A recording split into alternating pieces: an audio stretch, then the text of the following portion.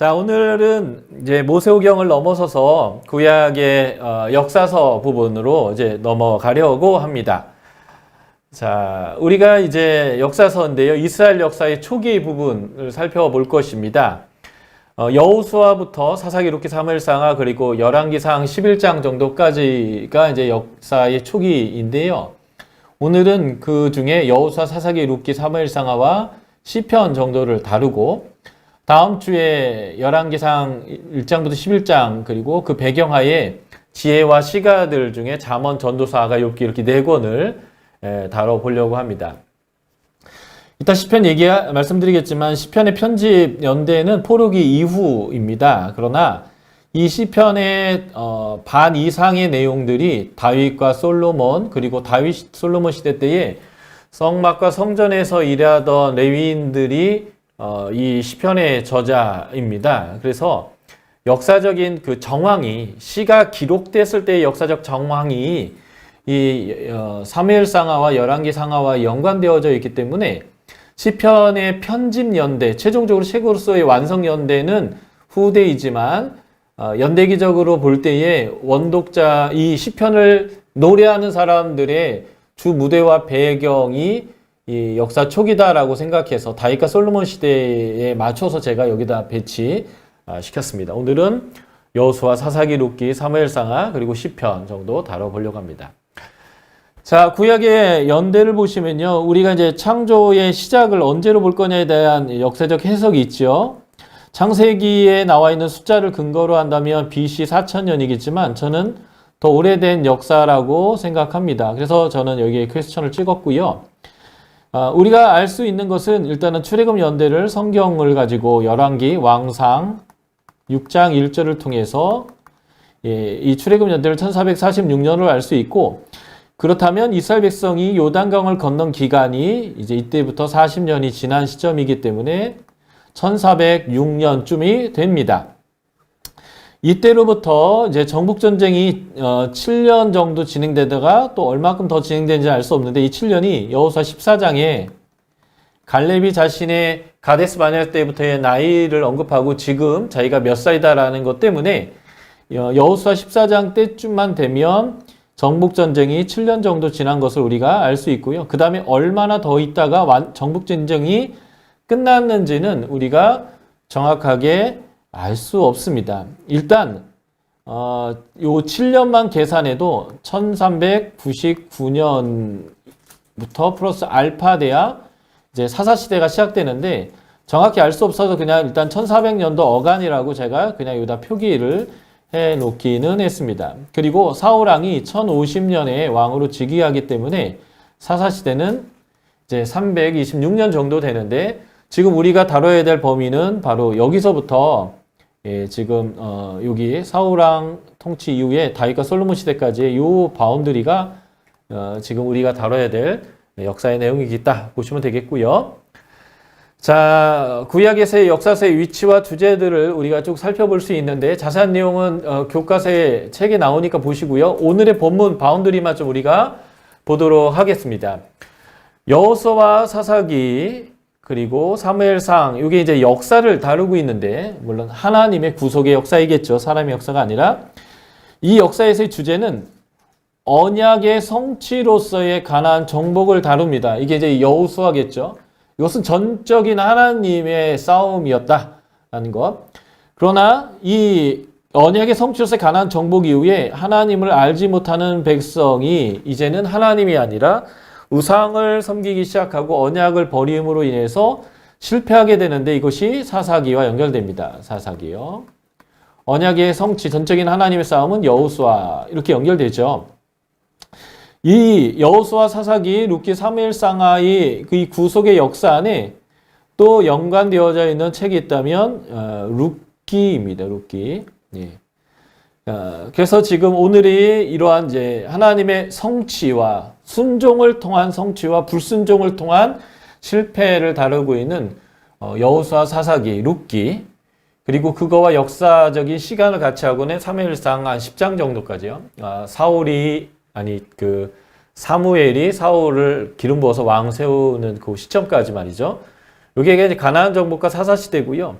그 이후에 왕정 시대가 진행되어지는데 이 왕정 시대는 단일 왕국, 통일 왕국 시대와 솔로몬 이후에 나라가 두 개로 쪼개진 분열 왕국 시대가 있는데 이 초기 역사로 볼 때는 제가 요 나라가 쪼개지기 전까지의 역사를 제가 살펴보려고 합니다. 이 왕정은 사무엘상 11장으로부터 시작해서 열왕기상 11장까지 그래서 다윗과 솔로몬이 왕이 되어서 왕을 다스리고 있는 기간들을 그 큰 틀 안에서 이제 보면 되겠습니다. 이 시대 때가 하나님 나라 안에 지혜 문학이 가장 꼽히던 시절이죠. 예, 다윗이 수많은 시들을 지었고요. 솔로몬이 잠언과 전도서와 악어와 같은 책을 기록했는데 그래서 저는 욥기로부터 시편, 잠언, 전도서, 악어까지 요 5권의 위치를 기록 최종적인 완성의 시점이 아니라 기록 시점의 입장에서 요 하나님 나라가 가장 번영하고 그리고 이러한 지혜 문학이 가장 활발했을 때의 위치인 이 초기 왕정 시대의 배경하에서 요 5권을 함께 살펴보려고 하는데 오늘은 시편까지 볼 거고요. 다음 주 나머지 4개 책을 보겠다라는 것입니다. 자, 우리가 여호수아부터 한번 달려가 보도록 하겠습니다. 여호수아를 여러분들이 기억하실 때는 가장 핵심적으로 기억해야 될 단어는 언약의 성취와 안식이라는 단어입니다. 여호수아는 아브라함과 이삭과 야곱과 맺었던 언약이 성취되어서 땅이 주어지면서 안식을 누리게 되는 그러한 모습을 설명합니다. 창세기의 창조 있죠. 창조는 하나님의 나라를 세운 것인데 이 하나님의 나라에 3요소가 있습니다. 이것은 창세기 1장을 통해서 우리가 알 수 있는 것인데 하나님의 부자의 상태가 있었어요. 이 하나님의 부자의 상태 때에 이 하나님이 거기에 임재하셨죠. 그래서 하나님의 부자의 상태를 혼돈, 공허, 흑암이라고 표현했다면 거기에 하나님이 임재하셨습니다. 하나님 영이 수면 위에 운행하셨죠. 이게 하나님 나라의 첫 번째 요소입니다. 그리고 하나님 나라의 두 번째 요소는 하나님이 통치하시는 것입니다. 질서가 자리 잡히는 건데 하나님이 뜻을 정하시고 말씀하시니 그대로 되었다. 하나님 이것을 토부, 좋았다라고 말씀하셨죠. 그것이 바로 통치입니다. 하나님이 선하다고 하는 질서가 세워진 거죠. 그럴 때 하나님 나라의 3요소 세 번째가 완성되는데 그게 뭐냐면 안식입니다. 이게 에덴 동산에서 보여줬던 양태인데 지금 이 하나님 나라를 잃어버려서 하나님이 구속사라는 것을 시작하셨죠. 아브라함과 이삭과 야곱을 통해서 그 아브라함과 이삭과 야곱과 언약을 맺었을 때 하나님이 그 언약한 내용을 성취해 가는데 일단은 하나님의 임재가 그 과정에서 돌아왔습니다. 이 하나님의 임재가 어떻게 돌아왔냐면 이스라엘 백성에게 성막을 주시고 거기에 하나님이 임하신 거죠. 그리고 하나님의 통치가 주어지는데 이게 바로 율법입니다. 하나님이 뭘 선하게 여기시고 하나님 무엇을 악하게 여기시는지 하나님의 질서를 기록한 거죠. 그리고 마지막 안식이 주어져야 되는데 이것이 바로 언약의 성취의 마침표로서 여호수아 때 가나안 땅을 주시고 거기에서 안식하겠다는 겁니다. 그러므로 창세기 12장 아브라함을 부르신 사건부터 여호수아 24장까지가 하나님의 나라를 세우는 과정인데 이 과정의 마지막 부분이 바로 여호수아이고 여호수아가 땅을 정복함으로 하나님의 안식이 주어지면서 하나님 나라가 세워집니다. 그래서 하나님의 약속이 이루어지는데 여기에 아주 중요한 게 뭐냐면 믿음이 필요했다는 거예요. 믿음을 다르게 표현하면 순종, 또 다르게 표현하면 하나님이 옳다 하시는 것을 옳음의 기준으로 하나님이 그르다라고 하는 것을 그름의 기준으로 하나님의 질서를 수용하고 따르는 것, 이것을 순종 또는 믿음이다라고 표현하는데요. 바로 여호수아는 순종을 통한 하나님의 약속의 성취를 보여주는 책이다. 보시면 되겠습니다. 자, 여호수아의 구조를 한번 살펴볼까요? 여호수아는 12장까지의 전반부와 13장부터의 후반부로 나누게 되는데 여호수아에서 가장 중요한 단어는 성취라고 말씀드렸죠. 언약의 성취인데 언약의 성취요. 이 언약의 성취를 크게 두 가지로 나눠서 설명하고 있는 것이 지금 여호수아다라고 보시면 되겠습니다. 이 전반부는요, 가나안 정복이라고 하는 것의 성취가 이루어지고 있고, 13장부터 후반부는요, 땅, 기업의 분배의 성취가 이루어지는 것입니다. 그래서 이게 이제 완전히 연대이적으로 설명했다기보다는 정복과 분배라고 하는 개념으로 전반부와 후반부로 이야기를 구성했다라고 보시면 좋겠고요. 그래서 1장부터 5장은 요단을 건너서 전쟁을 준비하는 내용이어서 이것을 한 단어로 얘기하면 건너라입니다. 건너라. 1장부터 5장까지는 건너라고요. 자, 6장부터 12장까지는 믿음으로 그 땅을 하나님이 정복하는 일을 함께해서 취하라라는 것입니다. 땅을 차지하라 이죠. 그리고 13장부터 21장까지는 하나님이 주신 땅을 하나님의 방식으로 땅을 나눠라입니다. 이 나눌 때에 그 땅을 나눴던 장소가 두 곳이 있어요. 하나는 길갈이고 하나는 실로에서 나뉘었는데요. 이게 길갈이 초기에 성막이 있었던 곳이고 길갈이 나중에 후기에 성막이 있는 곳입니다. 그래서 하나님 앞에서 성막에서 이 땅이 나눠졌는데 어쨌든 13장부터 21장까지는 나눠라예요.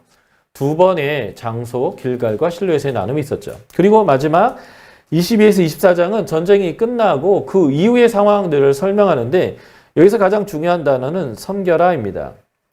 하나님을 섬길 것인가 우상을 섬길 것인가 이제 이 백성들이 이 땅에서 정착하면서 결정해야 되는 그런 시점인 거죠. 자, 그래서 여호수아는 이렇게 크게 메시지가 정복과 분배이고요. 정복 부분은 건너라, 취하라. 분배 부분은 나눠라. 그리고 계속적으로 하나님만 섬겨라. 이런 이제 메시지로 연결되어져 있습니다. 그런데 여기서 우리가 주목해야 될 두 개의 언약이 있는데 하나가 8장에서 이루어지는 세겜 언약과 24장 마지막 장에서 이루어지는 세겜 언약입니다. 이 세겜 언약은 신명기 27장에서 말씀했던 언약식을 가나안 땅에 가서 하자라고 하나님이 말씀하신 것에 대한 순종으로 세겜에서 하나님과 이 두 번째 세대, 세컨 제너레이션, 뉴 제너레이션이 언약을 맺는 내용이고요.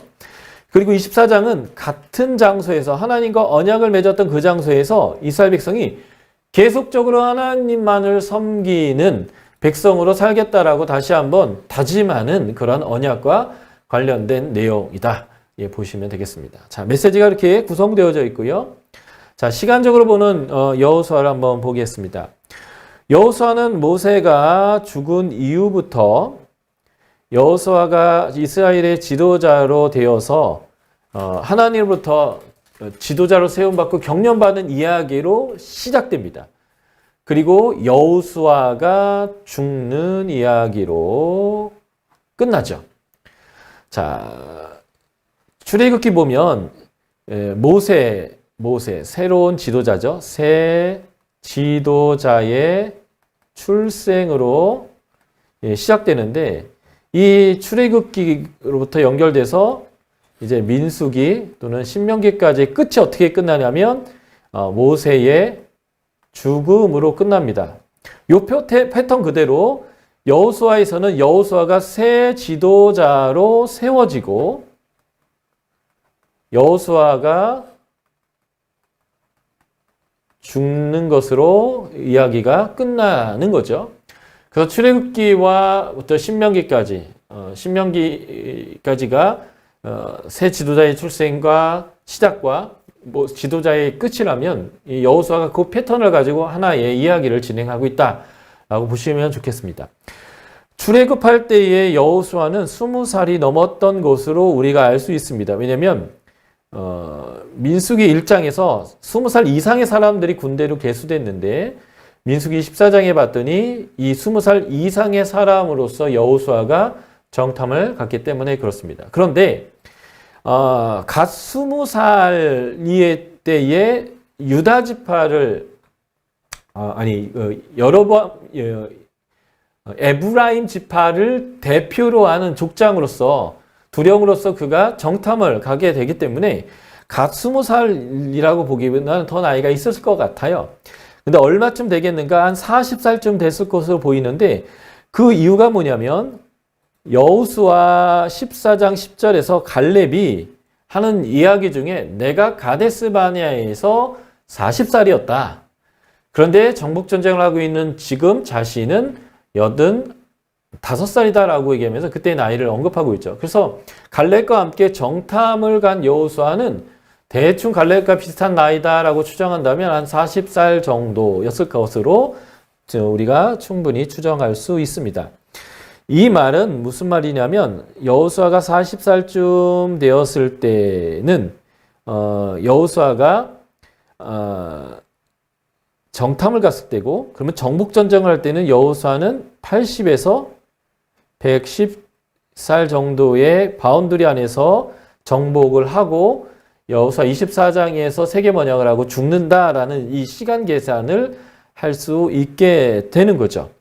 그래서 아마 정복전쟁을 시작한 1406년부터 여호수아가 110살에 죽는 나이를 대충 1476년으로 잡을 수 있겠다. 여호수아가 정탐을 갈 때 40살이라는 가정하에서 나온 숫자가 1376년입니다. 그러니까 이 여호수아는 1406년부터 1376년까지의 기간 동안 있었던 일들이 기록되어져 있는 책이다라고 우리가 볼 수 있겠습니다. 가나안 정복전쟁이 최소한 7년 플러스 몇 년 더 진행됐는데요. 여호수아 14장 10절을 근거로 해석하는 겁니다. 자, 출애굽할 때가 1406년이었고요. 가데스 바네아가 2년 정도 지났을 때 가데스 바네아에 2년 정도 지났을 때 여기 있었는데 이때 갈렙의 나이가 40살이라고 여호수아 14장에서 말하는 거예요. 그리고 40년이 지난 그러니까 38년하고 2년을 더해야 40년이 되겠죠. 요 시점이 이제 요단강을 건넌 시점인데 여호수아 14장 10절은 지금 여기에 갈렙이 85세라는 거예요. 요때가 40살이었는데 그러니까 이때로부터 요때까지의 기간이 몇 년이겠습니까? 여기 38년 더하기 7해야 45년이 되는 거예요. 그러니까 지금 정복전쟁을 시작한 때부터 여호수아 14장 갈렙이 헤브론을 요구한 때까지는 정복전쟁이 7년 정도가 진행된 시점이었고 여기에 얼마큼 더 전쟁이 진행된지 모르지만 여호수아 24장에서 정복전쟁이 완전히 끝난 것을 이제 우리가 이제 알 수 있는 거죠. 그래서 정복전쟁은 7년 플러스 알파 정도가 되겠다. 이런 이제 계산이 가능하겠습니다. 자, 여호수아를 읽어야 되는 첫 번째 독자는 누구인가? 이 첫 번째 독자의 입장에서 본문의 메시지를 보는 게 굉장히 중요하기 때문에 이 첫 번째 독자를 살펴보는 게 필요한데요. 여호수아서를 읽어야 될 첫 번째 독자들은 아브라함의 언약을 지켜 가나안 땅의 안식을 하나님이 주시는 은혜를 줬음에도 불구하고 불순종했던 사사시대 사람들이 있었어요. 이 불순종했던 사사시대 이후에 이제 사울, 다윗, 솔로몬 이렇게 왕들이 다스리는 시대를 왕정이라고 표현하는데 요 사사시대 이후 왕정시대를 살고 있는 이스라엘 사람들이 이 여호수아의 원독자가 되겠다라고 저는 생각합니다.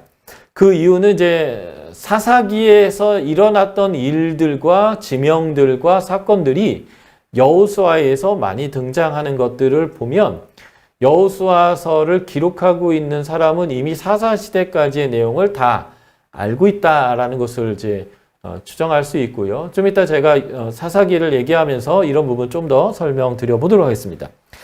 그래서 왕정 시대를 살고 있는 이스라엘 백성들이 이제 이 여호수아의 언독자인데 하나님이 그들에게 언약을 지켜서 땅을 줬는데도 불구하고 불순종해서 사사시대를 통과한 고난의 시간을 통과하고 이제 왕정에 들어선 사람들에게 여호수아를 통하여 주려고 하는 교훈이 있다는 것이죠.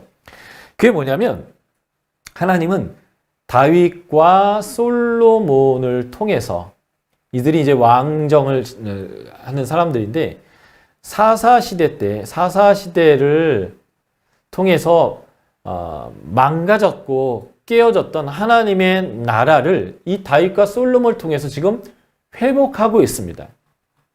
바로 이 하나님의 나라가 사사시대에 망가졌던 나라가 다시 회복되는 이 시점에 그 하나님의 나라를 어떻게 세워야 하는지에 대한 하나님 나라를 세우는 원리, 방법 이런 것들을 원독자에게 주려고 하는 책이에요. 원독자에게.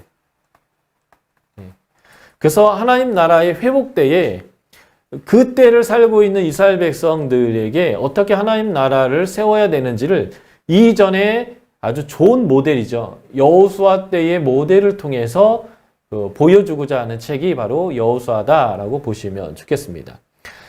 자, 이 득표를 보시면 이제 하나님의 창조, 그죠? 하나님의 나라가 창조됐으나 그 창조가 깨어지자 하나님이 그 나라를 다시 재창조하는, 구원하시는 이야기들이 성경에 반복되고 있다는 것을 보여주는 도표입니다. 자, 한번 자세히 볼까요? 첫 창조가 하나님 나라를 하나님께서 세우신 겁니다. 이 하나님 나라의 3요소는 아까도 말씀드렸죠. 하나님의 임재와 하나님의 질서, 통치와 이를 통한 안식인데 이게 타락을 하면서 이 하나님의 나라의 안식을 잃어버렸습니다. 이게 에덴 동산에서 쫓겨난 이야기죠. 그러면서 하나님의 질서도 하나님의 임재도 잃어버렸습니다. 그럴 때 하나님이 노아의 홍수를 통해서 다시 창조해 줬는데 이게 노아 언약입니다. 이렇게 창조해 줬음에도 다시 바벨탑을 통해서 사람들이 타락하자 하나님이 다시 하나님 나라를 창조하고 싶었고요. 그래서 우리가 2주 동안 배웠던 아브라함과 이삭과 야곱과의 언약을 통해서 그 하나님 나라를 지금 하나님께서 다시 써주셨습니다. 그래서 아브라함과 이삭과 야곱과의 언약의 성취로서 하나님의 나라를 세우는데 하나님은 성막을 통해서 하나님의 임재를 회복시켜 주셨고요. 율법을 통해서 하나님의 질서와 통치를 회복시켜 주셨습니다. 그리고 여호수아를 통해서 가나안 정복을 하게 하고 안식을 주셨죠. 물론 이 두 가지의 사이 안에는 38년이라고 하는 불순종의 시간이 있었지만 이 불순종의 시간에도 하나님은 끊임없이 이들을 사랑해 주셨어요. 그래서 제가 38년을 기록한 민수기를 약속을 성취하려고 하는 하나님의 열심이라고 말씀드렸었죠. 예. 그래서 결국 하나님이 이 안식을 성취해 주셨는데 바로 이 안식의 성취의 얘기를 오늘 여호수아를 통해서 저희가 이제 정리하는 거예요. 그럼에도 불구하고 또 타락했는데 이게 바로 사사시대입니다. 이 사사시대의 타락의 결정판이 뭐냐면 사무엘상 4장에서 성막이 파괴되고 하나님의 영광이 떠난 거예요. 이가봇이란 뜻이 영광이 떠났다는 뜻인데 임재를 상실하는 것입니다. 여호수아는 순종을 통한 안식이라고 한다면 이 사사시대는 대조적으로 불순종을 통한 고난을 의미하는데 바로 이 불순종을 통한 고난의 시간을 막 통과해서 다시 하나님의 나라가 세워지고 있는 이 시점이 원독자가 서 있는 시점이다 보니까 긍정적인 모델이죠. 하나님 나라를 세우는 방법, 그리고 지금 하나님 나라를 세우는 자들에게 이러면 안 된다라고 하는 타산지석의 또 교훈이 또 하나 있는데, 이게 바로 사사시대의 불순종입니다. 요 순종과 불순종의 두 이야기를 가지고 교훈하면서 하나님의 나라에 참여할 수 있도록 하기 위해서 쓰여진 책이 여호수아, 사사기, 룻기, 사무엘, 상하다라고 보시면 좋겠고요. 그래서 하나님이 이 사사시대를 끝내고 다시 하나님의 나라 구원을 다시 주는 얘기를 본격적으로 하나님이 하시는데, 이것이 사무엘서예요. 사무엘서에서 사사시대에서 왕정으로 넘어가면서 다윗과 솔로몬이라고 하는 사람의 순종을 통하여 하나님 나라가 회복되는 거죠. 그래서 다윗과 언약을 맺으셨고요. 그래서 다윗과 솔로몬이 통참을 통해서 안식이 회복되어지는데, 솔로몬이 성전을 지으면서 하나님의 임재가 돌아오게 되는 거죠. 이러한 하나님의 나라가 세워지고 있는 지금 한 복판의 현장에서 이 하나님의 나라를 어떻게 세워나가야 하고 어떻게 하면 하나님 나라를 다시 잃어버릴 수밖에 없는지에 대한 가르침을 주는 책들이 여호수아, 사사기, 그리고 하나님 나라를 지금 하나님이 세우고 있다는 것을 설명하고, 다윗과 솔로몬을 통해 세우고 있는 하나님 나라에 너희가 적극 참여해야 된다라고 하는 메시지를 주는 것이 사무엘서다라고 보시면 좋겠습니다. 바로 지금 이 재창조의 한 복판에 있는 사람들이 OR, 오리지널 리더스, 오늘 우리가 공부하는 책들의 원독자들이겠다, 이렇게 이해하시면 되겠습니다. 자, 여호수아와 모세를 좀 한번 비교해 보겠는데요. 사실은 이 모세 이전에 아브라함 이전에 노아 이렇게 써놓으면 돼요. 하나님은 노아와 아브라함과 그리고 모세와 여호수아를 통해서 하나님의 나라를 세우셨죠. 그래서 하나님은 자신의 사람들을 세우셔서 그들과 함께 일하시는 것들을 이 이야기를 통해서 우리가 이제 확인할 수 있는데요. 자, 모세와 여호수아가 하나님의 입장에서 동등된 사역자다라는 것들을 하나님께서 보여주는 거죠. 이 모세와 여호수아와 동등된 사역자됨이 동일하게 병행 이루는 사람이 지금 이 여호수아를 읽고 있는 현장의 왕으로 있었던 다윗과 그리고 솔로몬입니다. 모세와 다윗이 연결되고요. 여호수아와 솔로몬이 연결되는데, 바로 이 다윗과 솔로몬이 모세와 여호수아처럼 하나님의 나라를 지금 너희와 함께 세우고 있다, 이런 메시지를 주는 거고요. 이 이야기는 모세와 여호수아의 비교에게는 하나님은 하나님이 세운 사역자들과 함께 하고 계시며, 그리고 그 하나님의 약속은 반드시 지켜준다라는 것들을 보여주는 내용입니다. 자, 모세와 여호수아는 모두 겸손에서 시작됐죠. 왕자에서 목동으로 내려가면서 사역이 시작됐고요. 여호수아는 노예로 태어났습니다. 두 사람 모두 하나님에 의해서 선택되었고요. 둘 모두 하나님이 함께 하시는 것에 대한 약속이 있었습니다. 이 하나님 함께 하심으로 백성들이 모세와 여호수아의 말을 다 들었고요. 여호와 앞에서 백성들을 성결케 했는데, 모세는 시내산에서 언약을 맺을 때, 여호수아는 요단강을 건널 때 백성들을 성결케 했습니다. 이유는 하나님이 거기에 임재하시기 때문에 그렇죠. 이렇게 하나님과 함께 하니까 높임을 받아서 백성들이 두려워했습니다. 특별히 여호수아 4장 14절에 보면 모세를 두려워했던 것처럼 여호수아를 두려워했다라고 하고요. 둘 다 물을 갈라지게 했죠. 모세는 홍해를 갈라지게 했고요. 여호수아는 요단강을 갈라지게 했습니다. 둘 모두 하나님의 임재의 거룩한 곳에 섰죠. 모세는 시내산에서 내가 선 것은 거룩한 것이니 내 발에서 신을 벗으라 했고요. 여호수아는 요단강변 여리고를 넘어가기 전에 그런 일이 있었습니다. 둘 다 돌판에 율법을 기록했고요. 적들의 마음을 완악해 해서 하나님의 능력이 드러나게 했고, 문제가 있을 때마다 하나님께 호소했습니다. 그래서 하나님이 그들에게 응답하셨죠. 여호수아는 여리고 전투 이후에 아이 전투를 실패했을 때 하나님께 호소함으로 구원을 경험합니다.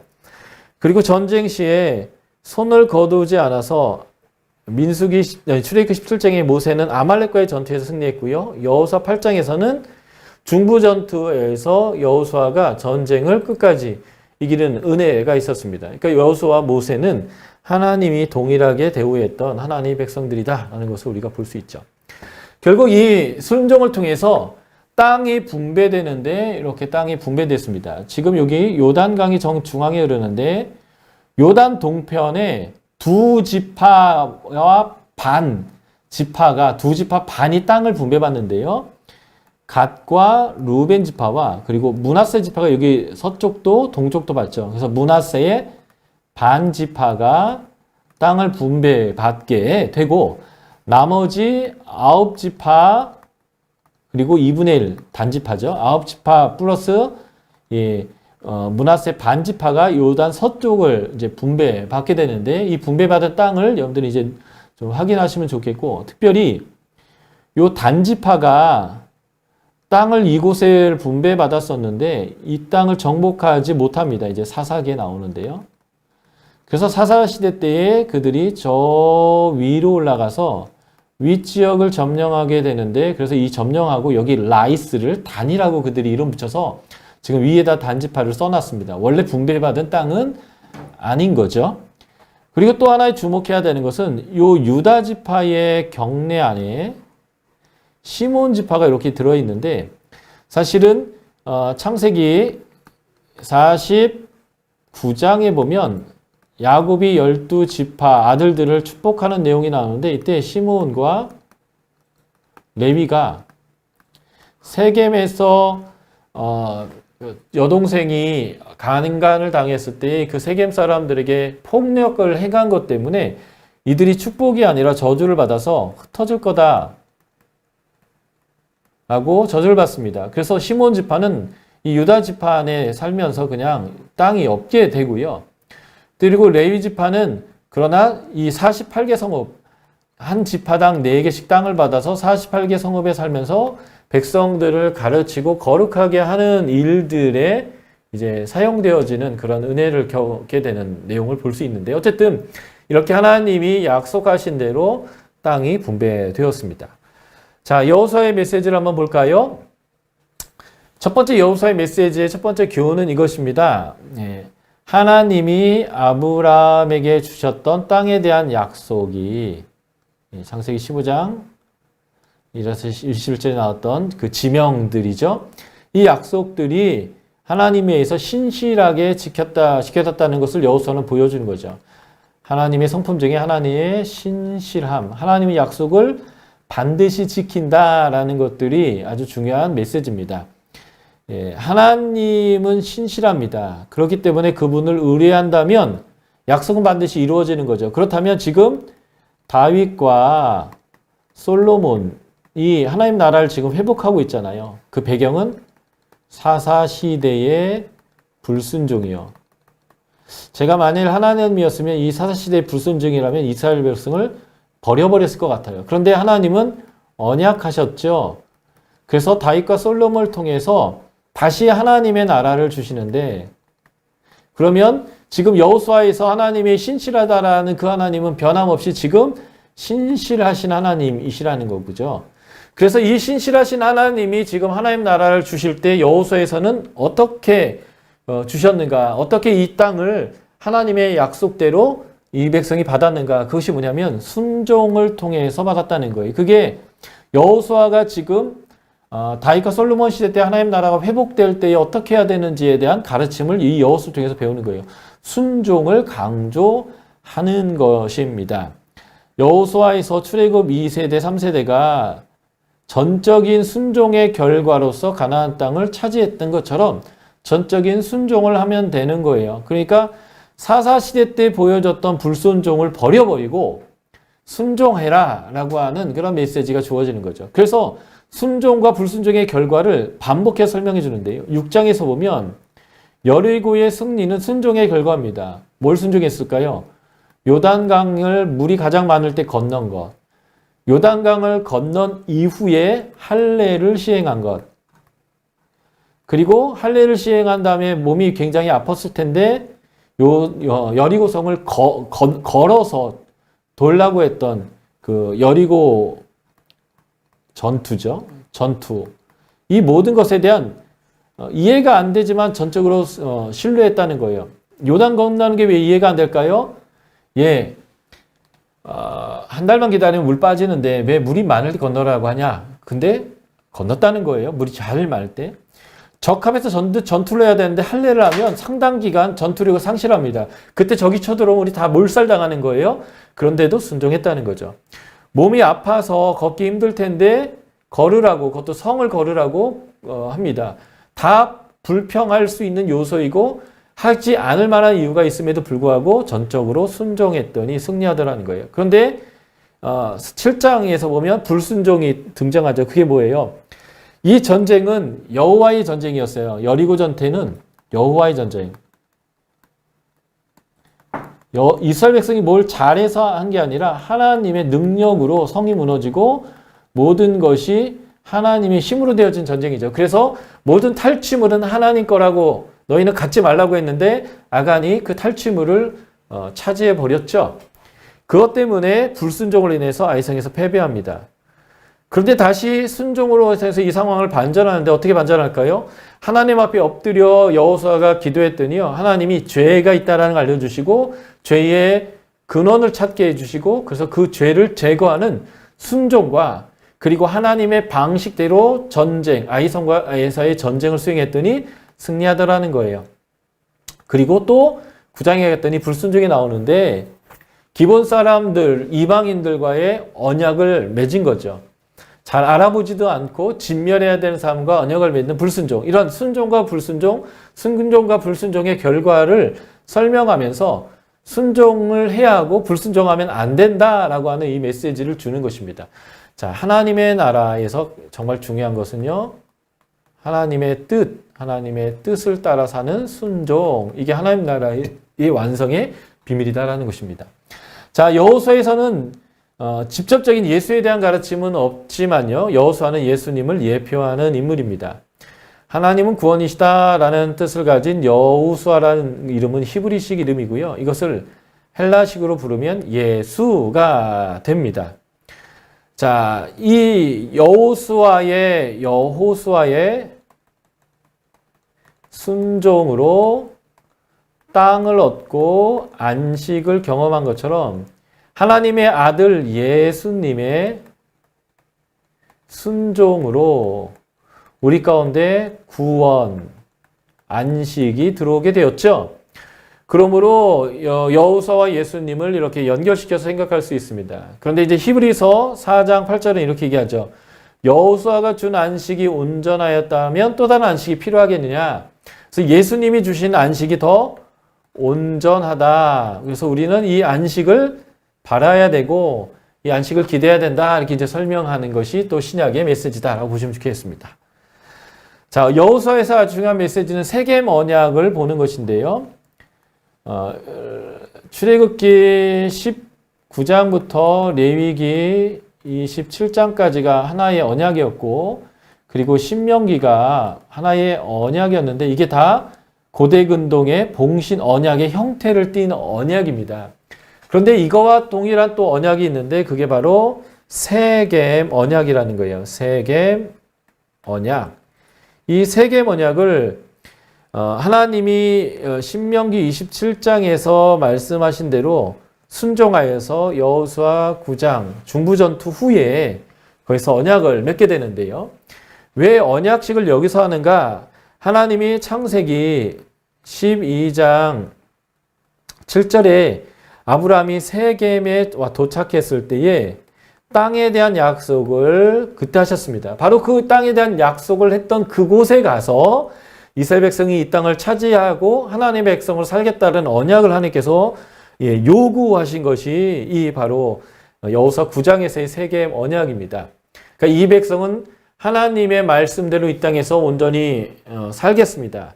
라고 하는 것을 여기서 언약을 한 건데 여호수아 24장 여호수아가 죽기 직전에 이 백성을 여호수아가 누구보다 잘 알죠. 왜냐하면 광야 40년을 이 백성과 함께 보냈던 사람들이고 그 첫 세대들은 불순종으로 다 죽어서 광야에서 죽었고 이 두 번째 세대를 데리고 여호수아가 이 땅에 들어왔지만 이 두 번째 세대의 수준 또한 어떤지를 여호수아가 잘 아는 거예요. 그래서 그가 110세에 죽기 직전에 너무 노파심이 들어서 신명기 마지막 부분에서 모세가 너희가 배도하면 안 된다라고 자꾸 얘기했던 것처럼 여호수아는 이 백성이 하나님과 언약했던 그 세겜으로 첫 언약식을 장소로 이들을 불러들여서 하나님의 백성으로 다시 계속 살도록 그들이 다시 한번 하나님께 다짐하도록 하는 이 언약을 하고 있는 거죠. 이 메시지가 지금 하나님 나라를 세우고 있는 원독자에게 어떤 의미겠습니까? 너희들도 사사시대를 통과하고 이제 다시 하나님 나라가 주어지고 있는데 너희들이 명심해야 될 것이 무엇이냐? 너희 조상들이 세겜에서 맺었던 그 언약이 너희와 하나님과 맺은 언약인데 너희는 하나님 앞에서 신실해야 한다. 하나님이 은혜를 주셔서 사사시대에도 불구하고 너희를 구원시켜 줬듯이 너희가 하나님 앞에 잘해야 된다. 사사시대로 들어가면 안 된다. 이 세겜에서 맺었던 언약을 기억해라. 라고 하는 메시지가 핵심이다. 라고 보시면 좋겠고요. 그래서 지금 여호수아에서 강조하고 있는 반복적인 메시지는 모세가 신명기 마지막 자리에서 반복했던 메시지와 똑같아요. 이 빨간색과 초록색을 보셔야 되는데 너희가 언약에 신실하게 순종하면 너희는 파란색 복을 받을 것이다. 이렇게 이제 여호수아가 이스라엘 백성들에게 죽기 직전에 말했는데 그 동일한 메시지를 여호수아가 지도자가 되자마자 하나님은 또 여호수아에게 해 주셨고요. 여호수아가 정복전쟁을 마치고 요단 동편에 있는 두 지파 반이죠. 므낫세와 갓과 그리고 르우벤 지파를 요단 동편으로 돌려보낼 때 여호수아 22장에서 똑같이 얘기해 줍니다. 그리고 세겜에서 다시 유언적으로 언약할 때도 똑같이 하나님 말씀대로 살아야 된다라고 반복적으로 설명하고 있는데 이게 원독자나 지금 우리에게나 너무 중요한 메시지예요. 우리는 하나님 나라의 백성이 이미 되었습니다. 그 하나님의 백성으로서 우리가 해야 될 것은 무엇이냐? 하나님의 말씀대로 살아야 된다는 거예요. 특별히 요거를 좀 강조하고 싶은데 여기 친근히 하고 여기 또 나오죠. 여호수아 23장 8절 친근히 하기를 그래서 하나님하고 친하게 지내라는 거예요. 예, 하나님과의 친밀함 이 친밀함이 곧 뭐예요? 순종하는 게 친밀함이에요. 하나님의 뜻이 무엇인지를 알아 그 하나님의 말씀이 나에게 안식을 누리는 방법인 것을 결정하고 하나님의 선의 기준을 나의 선의 기준으로 삼는 그 순종함으로 하나님과 친밀하게 지내는 것 이것이 하나님의 나라의 백성의 핵심이에요. 그래서 다윗과 솔로몬을 통해서 하나님 나라가 회복될 때든 예수 그리스도를 통해서 하나님 나라가 회복되든 하나님과 친하게 지내야 한다. 친하게 지내야 된다. 그게 하나님 나라의 핵심이다라는 것을 알 수 있습니다. 자, 여호수아의 적용점들을 여러분들이 나중에 좀 이거 정리해서 SNS도 올리고 지인들과 나누고 교회에서나 아니면 지부에서 소그룹 할 때 이걸 중심으로 나눴으면 좋겠어요. 성경 공부의 핵심은 하나님을 알아가는 거기 때문에 여호수아를 통해서 알 수 있는 하나님의 성품을 좀 나눴으면 좋겠어요. 약속을 꼭 지키신 하나님, 자기 사역자를 책임지시고 권위를 주시고 그를 통해서 하나님이 일하신 하나님, 동역자와 함께 하신 하나님 이런 하나님들 또 이 강을 통해서 배운 게 무엇인지 그리고 여호수아가 순종을 통한 성취의 책인데 여러분들이 전적으로 하나님을 신뢰해서 순종해 본 경험들 그래서 하나님과 어떤 일을 해봤는지 그 승리의 경험들을 한번 우리 그 동역자들과 교인들과 함께 같이 나눠봤으면 좋겠어요. 그리고 그런 순종을 다 같이 할 수 있도록 같이 기도했으면 좋겠고요. 예. 지금 내가 하나님께 전적으로 신뢰하고 순종해야 될 일이 있는데 주저하고 있는 게 무엇인지 그게 있다면 결단하고 한번 순종해 보셨으면 좋겠고요. 여호수아를 통해서 내가 변화시켜야 될 내 부분들이 뭐냐. 내가 하나님과 친하게 지내고 있지 못하다면 하나님께 친하게 지내야겠구나. 어떻게 친해질 것인가. 이런 것들을 여러분들이 한번 여러분들의 삶에서 가치든 행동이든 언어이든 관계이든 한번 변화시켜야 될 것이 무엇인지를 한번 적용해 보셨으면 좋겠습니다. 자, 사사기로 한번 갈까요?